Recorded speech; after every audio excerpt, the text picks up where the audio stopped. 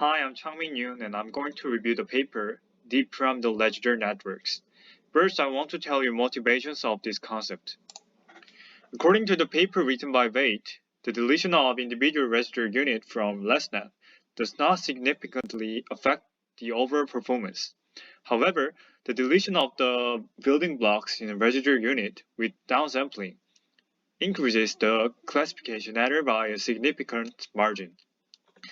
From another paper written by Huang, when the residual net is trained using a stochastic depth, deleting the blocks with downsampling does not degrade the performance. Traditionally, ResNet doubles feature map dimensions when feature size is downsampled by half. However, the author of this paper tried to increase feature map dimensions at all layers to distribute the burden concentrated at locations of residual units affected by downsampling. In short, they tried to increase feature map dimensions gradually. So, they designed the network like this figure. As you can see, you can find the pyramidal structure, right? And there are two ways to implement pyramidal network architecture. The first one is additive, and the other is multiplicative. You can find specific implementation of network on the right side. Here, n is total number of residual units, and alpha is hyperparameter called widening factor. To make a shortcut, ResNets and pre-activation ResNets were studied several types of shortcuts such as identity mapping shortcut or projection shortcut. They showed that identity mapping shortcut is much more appropriate since it does not have parameters and has a lower possibility of overfitting.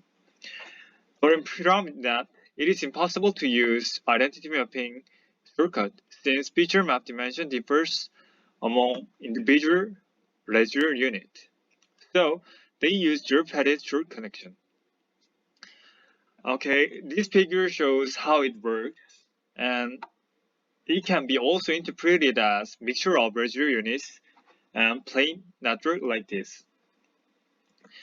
To make a better design, they alter stack elements inside the building block, and they mainly consider values and batch normalization layers. Based on experiments, they concluded that it is better to remove burst values since large number of values in the blocks of each residual unit may affect negatively performance.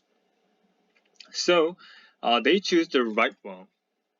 Also for batch normalization layers, they concluded that it is better to add batch normalization layer after the final convolution layer because it can provide additional degree of freedom, which enables the network to determine whether each residual unit is helpful.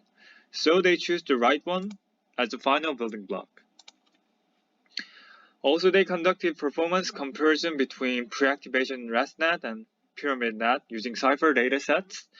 They used 110 layers for each network to make them have same number of parameters. As you can see, the blue line, PyramidNet, shows better performance than pre-activation ResNet.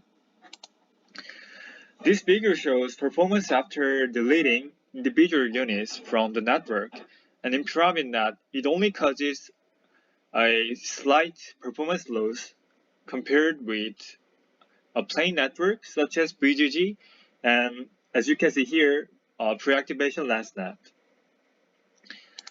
This figure shows performance comparison between additive and multiplicative PyramidNet, and as you can see, there is no big difference at first, but as the number of parameters increases, additive PyramidNet shows better performance based on Cypher 10 and Cypher 100 datasets.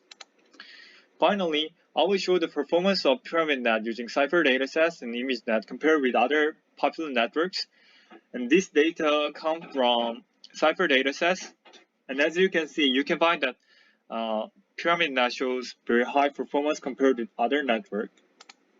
And this result comes from ImageNet. And as you can see, PyramidNet shows high performance compared with a very popular network like LessNet or Inception LessNet. Thank you for listening.